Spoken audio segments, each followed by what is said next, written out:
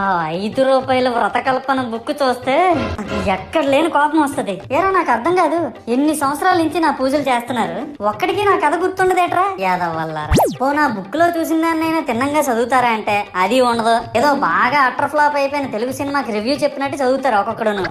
ఇంకా తర్వాత 9 రాత్రుల పాటు నాకు ఎన్ని సినిమాలు చూపించాలో అన్ని సినిమాలు చూపిస్తారా.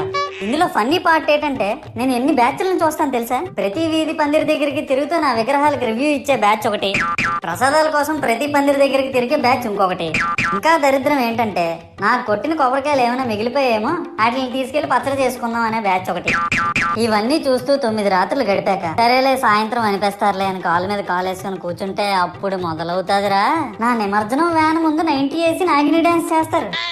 అంటే నాకు అర్థం కాదు, 9 రోజులు వాళ్ళతో కలిసి ఉన్నానని నన్ను కూడా వాళ్ళ ఫ్రెండ్ లా ట్రీట్ చేస్తారా ఏంటి?